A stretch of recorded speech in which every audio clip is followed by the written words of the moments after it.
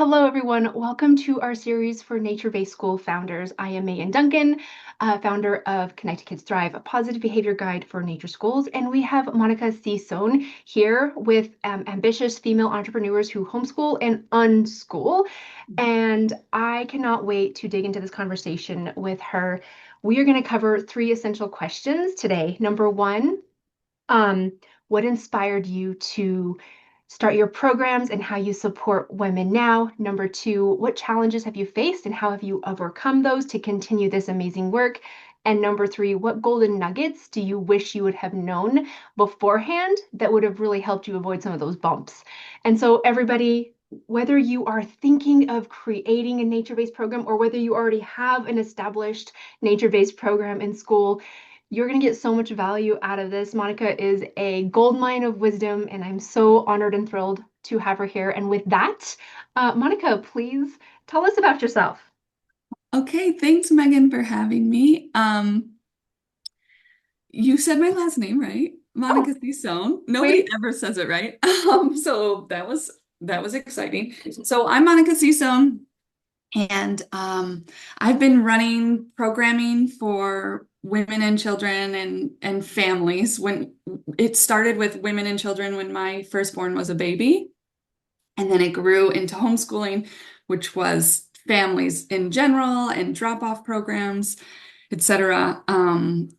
As my children got older, I started that 7.5 years ago. I think I started it, yeah, 7.5 years ago. And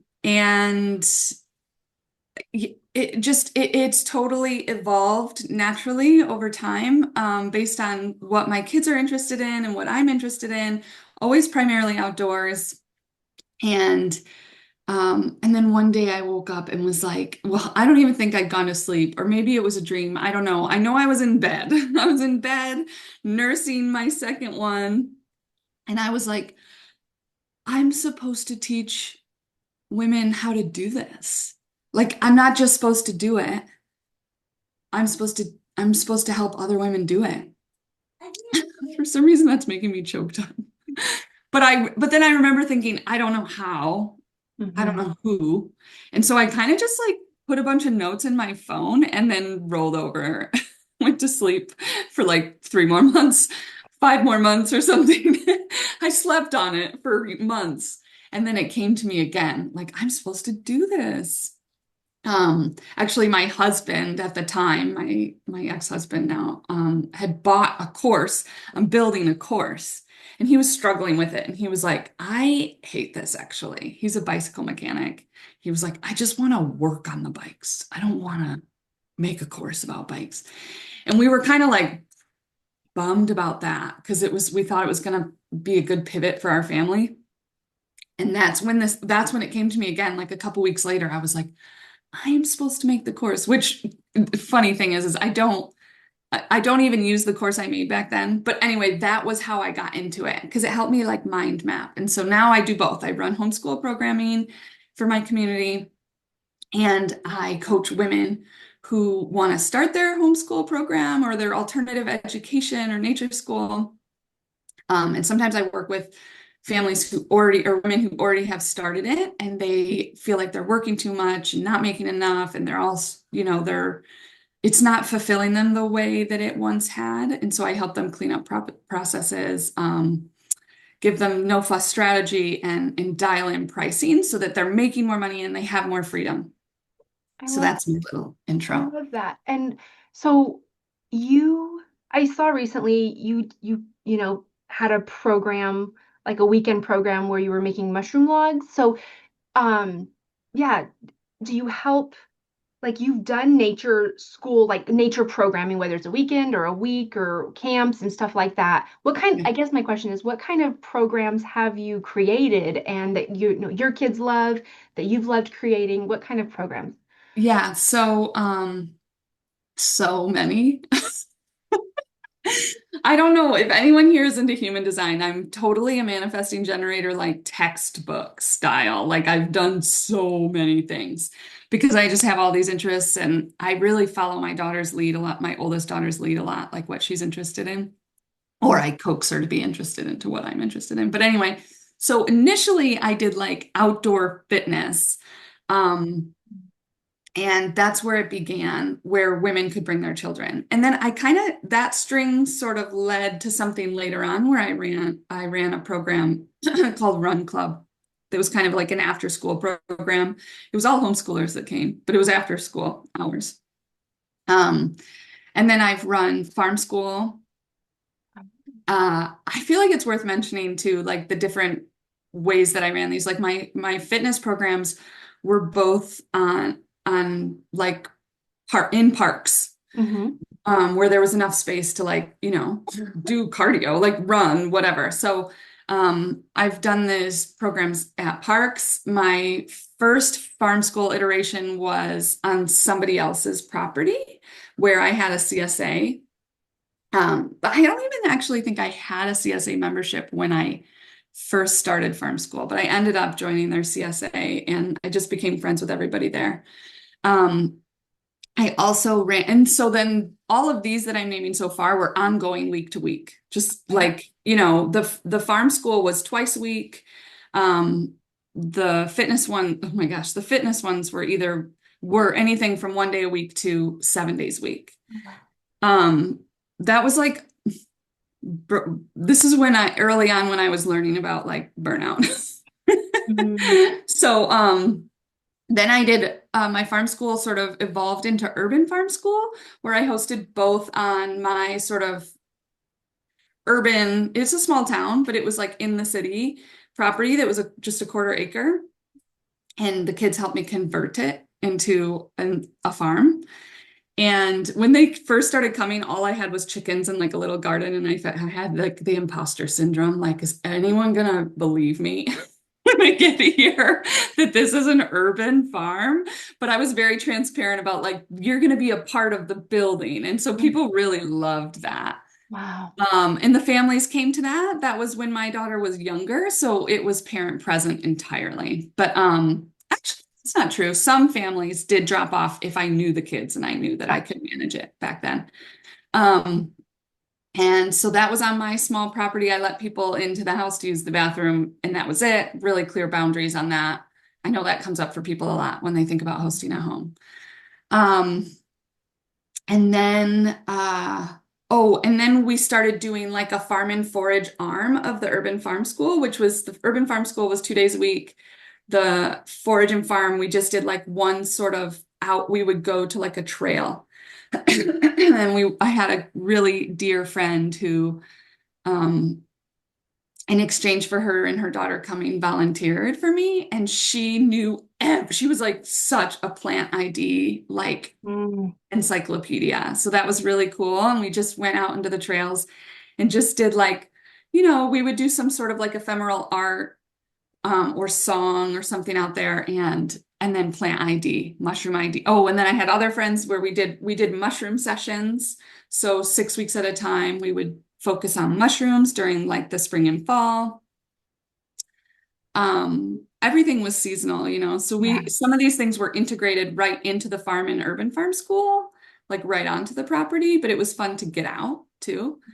And then then we moved. So that program I sold it. And I left the state. And when we got a little bit situated again in California, I started running an outdoor craft club called Mouse Mansion Craft Club. And that was just once a week, every week. That was awesome. And we could do any kind of handwork under that umbrella, including like small engineering projects with like cardboard and things. So boys and girls like that. The Mouse Mansion kind of brought a lot of interest from boys and girls. It didn't sound like sewing club or something. Right. And that was totally my daughter's idea, by the way. We had a Mouse Mansion. If you've never seen the book Mouse Mansion, actually, they changed the name. They republished it under Sam and Julia, because those are the two mouse characters. But it's Sam and Julia's Mouse Mansion.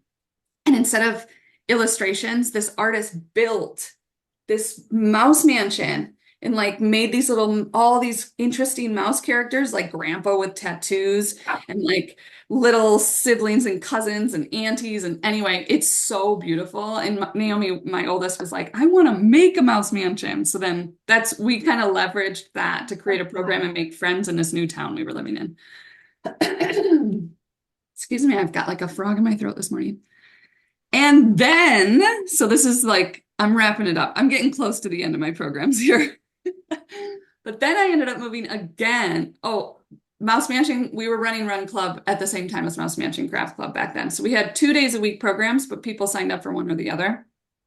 And then I moved again, and we ran a 3-day-a-week outdoor nature program for the entire summer on a friend's property.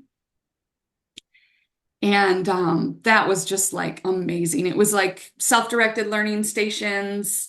And we had a creek. So we went to the creek every day, went for a walk on the property, read together, sang together, garden. There was a garden. And really just like followed the children's whims, but with the structure of me being like, okay, what are the self-directed learning stations this week? And what books are we reading? And that was really a special, special time. And that's when I actually really started to nail my pricing, because I was going through some stuff personally where I thought, oh, I really have to support my children and I now in a new way. So then it was a huge growth period for me, because I learned how to charge. Sorry. Oh, It was a big moment in my life. So I started charging appropriately, and I made 16 grand that summer. wow. Just from my programming. And that was the first time where I was like, oh, I can support us. Like, and so that's been a huge shift in what I coach women about, is like really valuing what you're offering your community. And it may not look like what I just described, but whatever it is that is really, unique to you or your program, you may not even see it, but talking to me, talking to others can make it really clear what's really unique and special. And almost every client I work with, we have to raise their prices. Yeah. And there's a way to do that without losing the people that have been with you too. So that was a huge learning experience for me. I love that. Something that you mentioned, well, two things. I don't homeschool my kiddo. We've done it before. We'll do it again, but currently she's in a beautiful Waldorf school. But something you mentioned, and what I loved about homeschooling, and we can still do this no matter what kind of education setting that our kiddos are in, is empowering them to lead their own learning. And like you said, she had ideas, and so you went all in and built her idea into a program that you were paid for. And then something that you might be interested in, you're like, hey, come along with me, and we're like the mushroom logs. Yeah, we're gonna do this thing in a different way. And I think that is so key. So that is education with children and not to them. I jump on that phrase a lot. And never letting school get in the way of education, which we try for that too. Which is, I love that. I love that sentence. Yeah. Because it does, it gets in the way. It does. Of the empowering, their kids are brilliant. Our kids are brilliant. They just need our support to come along with them. In balance of them having lots of autonomy to do whatever they need to do on their own. So I think that's what is amazing about all the different programs that you've created and kind of worked through, is I think whatever idea we have, and I tell my daughter this all the time, whatever idea you have, you can make a lot of money. Yeah. Get the right support so that you don't have to figure it out all by yourself. Yeah, because it can be so overwhelming, especially for women who are mothers and they have decision fatigue. So it's really how I tell my potential clients this a lot. Like, you don't have to wait till you know what you want to do exactly to work with me, because a lot of times that's like the most clarifying 60-minute call we can have. It's just like, oh, that's done in 60 minutes, instead of night after night after night being like, I still haven't decided. What should I do? That hashing out of just having a sounding board, someone who's done a lot of programs, who can bounce ideas back. Exactly. And the mushroom log thing too, like that's something I did recently where I'm going to start doing it more, is just one-off events. Yeah. Because as my coaching practice has grown, my energy for the homeschool programs has diminished a little bit. But I still love to do it. And And so like doing the one-off mushroom log thing was really cool because I made it in both cash and some trade. I made almost $800 in one 2-hour event. Right. And I was like, okay, so, and that was something that I wanted to do. Like the rainy season was coming. I wanted to plug these logs for mushrooms. My kids could really care less about like eating mushrooms, but the drilling, you drill these logs and the kids all get to hammer and Mm. it's just, it was really fun. And so, that's always a reminder to me. That was a good reminder to me that it doesn't have to be, especially if you're just getting started and you want to dip your toe in, it doesn't have to be this big commitment. That. You can start with these one-off events and get a feel for like being in that new role and like things you didn't, boundaries maybe you didn't think of before and things like that. I that's and that's the that is the beauty of connecting with someone who's been there, done that. Yeah. So you can fly much faster, further, quicker. Yeah. So yeah, that brings us to question number two. Are there any specific challenges that you have faced?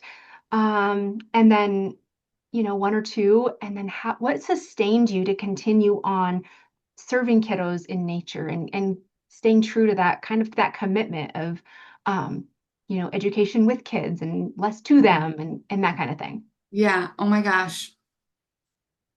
The only thing that makes this question hard is that I have so many answers. Which one do I choose? Right. Um, Choose the one that will be most helpful to our audience, whether they're thinking of starting a nature-based school or whether they already have a program and they're already established. What's something that you think would be relevant to them that would be helpful?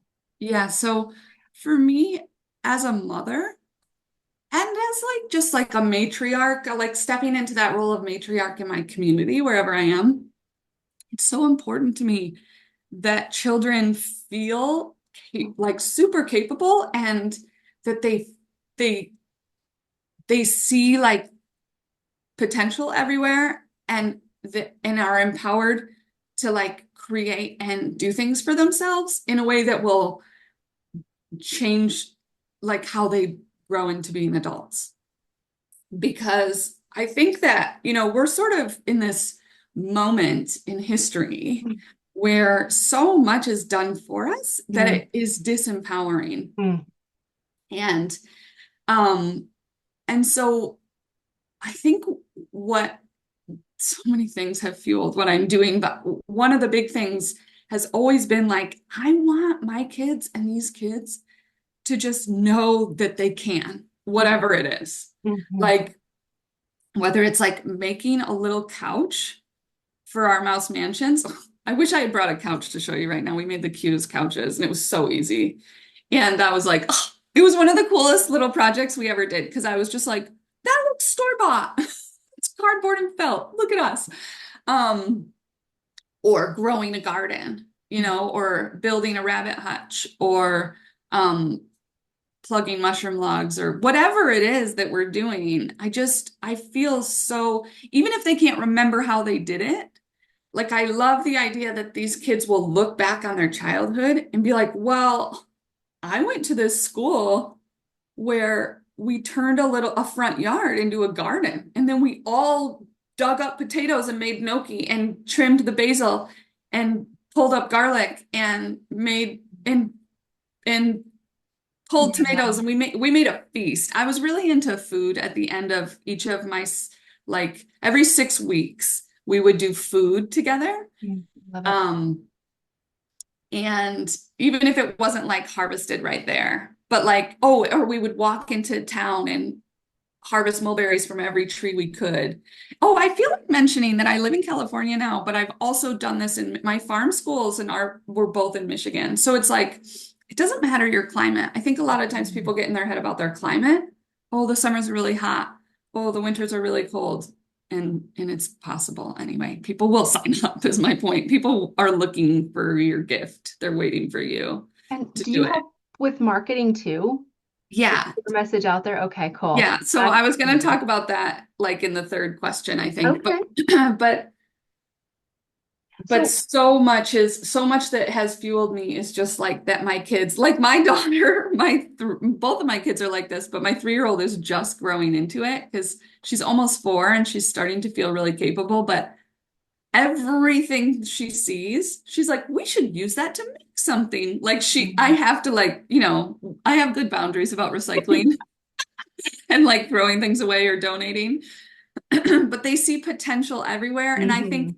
I think that probably resonates with a lot of people watching with their kids.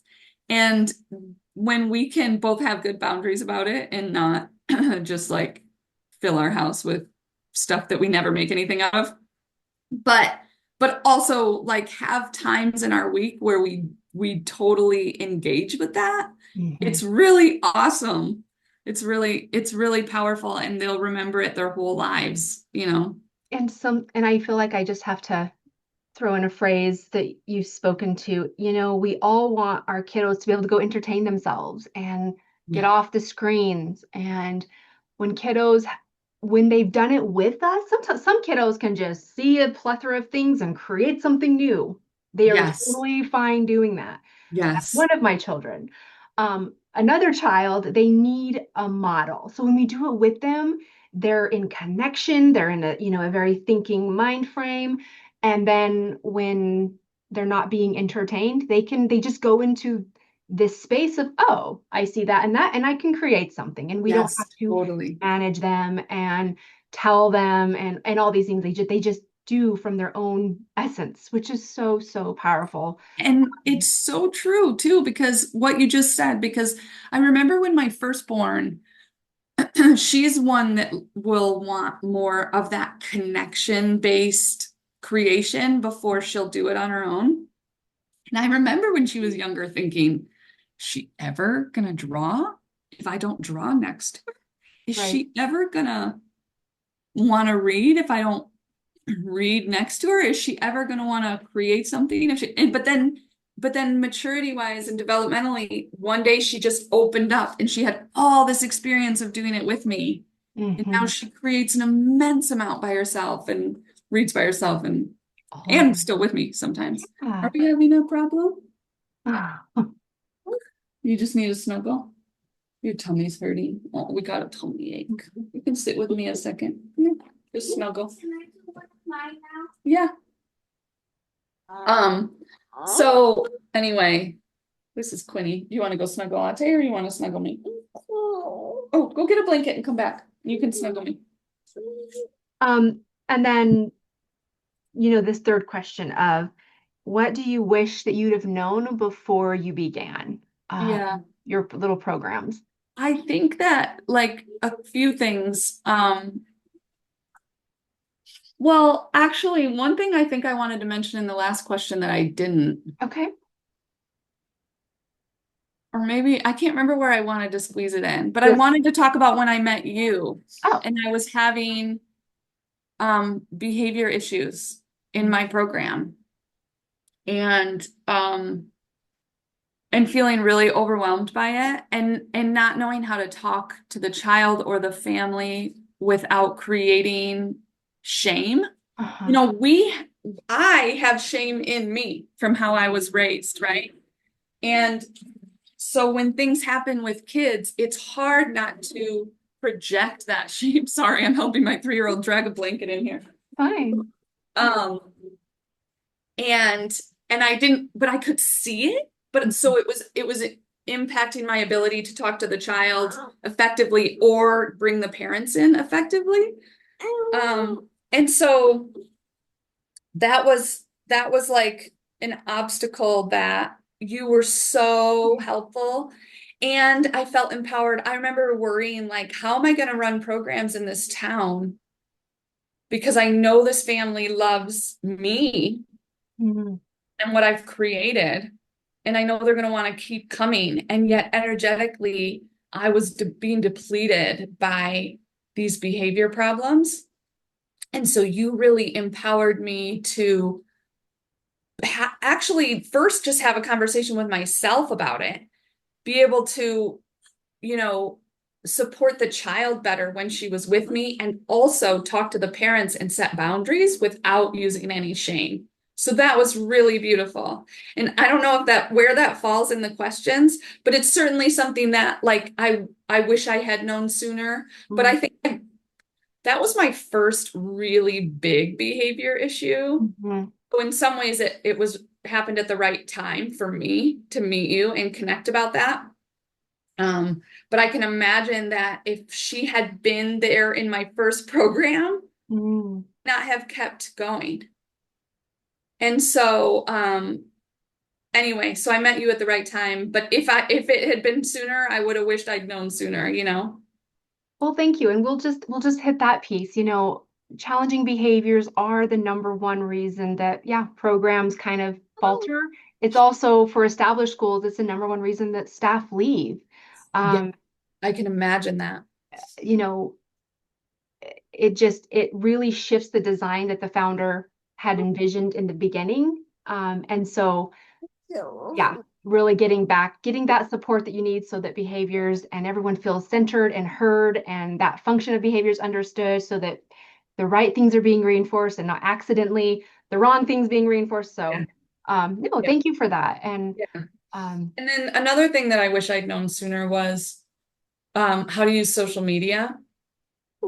It took me 7 years. Well, it took me almost 7 years to Quinny, if you're gonna sit with me, I need you to be quiet. Okay, you can snuggle, but I need you to be quiet. If you want to be with Ate, you can go snuggle with her, okay? So I spent so much time. Wait, I didn't finish that last sentence. It social took media. almost 7 years to start making money that was supportive. And I don't know why we ubiquitously undercharge in this industry as if um as if nurturing children isn't the most important job. And maybe it stems from the fact that teachers are low paid. Maybe it stems from the fact that people need to make more than what they're paying you to go to work. And all these things are true. And still, um, it was just such a huge lesson to me, both to charge appropriately and to not waste time on marketing. I now teach my clients to use social media, get fully enrolled, and then use it or not. Like authentically, you can post or create a reel or whatever if it brings you joy, or if it's like something you want to share that was great, but you're not feeling like you have to hire somebody to do that, or you're doing it all the time with no ROI. So I think those are two things that I wish I had known sooner. Although I really am like, I don't regret anything. You know, some of the people that I met along the way have been some of my best friends. And had I done it different, I might not have met them. So I wouldn't like maybe go back and change anything. But I do feel like when I'm working with clients, Yeah. really try to like pump up their self-worth um, from the start and the worth of the program and remind them that like uh there are people out there that are gonna like when I raised my prices this summer, I'll never forget when people just started paying me those prices, like, or it was in this last spring, and I was just like, I was like waiting for the ball, you know, the other shoe to drop, as they say. Right. And a lot of resistance and all that, those stories that we make up in our head. And then what happened was I just had an abundance to be able to offer scholarships without people even asking. I don't know if anyone's ever like offered scholarships in their programs and it's crickets. Like you post on social media like scholarships available and nobody inquires. And but then if you are making really good money, then you get to, and as you get to know families, like, oh, well, we can only come once a week because of our budget. But you're like, I love that kid. He is so fun and sweet, and the vibe is so good when he's here. And then you can reach out to the parents and be like, you know, you can come for like this is what I did. You can come for whatever price feels good in your family because he's so lovely to have here, you know? And so anyway, I could be really, really generous with a bunch of families this summer because all these other families had just like no questions asked, written the check for the amount that I'd asked. And That's so awesome. anyway, those are things that I wish I had known sooner in many ways. So, yeah, everyone listening, you can take the long way and meet lots of people and try and error, and that's great. Or get the support you need as quickly as possible, whether it's the behavior support or the marketing and the brainstorming support to get things going really quickly and sustained throughout. So very, very cool. Okay, we're about to wrap up. Monica, could you share how do people reach out to you and get the support they need? Yeah, thank you. Unless you want to add something that we didn't cover. So I have a Facebook group where you can access tons of free trainings of me talking about all kinds of things that have come up with my clients or with myself. And that is called Ambitious Female Entrepreneurs Who Homeschool. I was like, did I change it? I was thinking of changing the name, but I didn't. And then inside there's my contact information if you want to work with me. I always offer a complimentary call with potential clients because I am, as you all know now, I'm a homeschool mom who runs homeschool programming. And so my schedule is a bit limited. So we have this first free call where we get to know each other and you can decide, like, are we a good match? And I can decide, are we a good match? Because it's like finding a good therapist, finding a good coach, like you gotta feel each other out and feel like excited to work together. So all that's inside my group. And I also have a mini course that I created this year that's I wanted to be able to help more families because just like I said, my schedule's a bit limited. So I created this course that's basically 6 pre-recorded client calls. Like if you were to have a one-on-one with me and we were going to have 6 calls so you could launch your program to make like $3,000 to $5,000 a month, what would we talk about? And that's what I pre-recorded in these like 15 to 25-minute calls. And there's a lot in there, but they're not too long so that it's not one of those courses you buy and never finish, And so that mini course is a super awesome way to work with me if you just want to get something off the ground.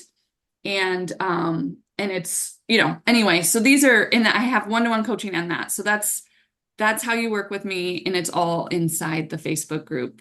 All right. Very cool. Everyone, anyone who's interested in whether you are interested in creating your own nature-based program or other kind of program, or whether you have an established school and are looking to tidy up the marketing and all those other pieces, Monica is a fabulous person to reach out to. I have also reached out to Monica myself for mindset stuff, and so she is a jewel. You will not regret it at all. And then everybody, if you want that behavior support, that is what I do. I help nature-based schools, their teams get on the same page, deepen their understanding of behavior so they can approach children the right way. We can really help that child meet their need, and so that your school, everyone feels heard, so that your school continues to look like you designed it to be in the first place. Because I remember when I had my school, behavior challenges really shifted things, and then my school didn't kind of look like how I envisioned it to be in the first place. So that's what I do. I'll post my link below. Monica's information will also be below. And we hope you have enjoyed this, that you've taken some nuggets away, and we will see you next time. Bye. Megan.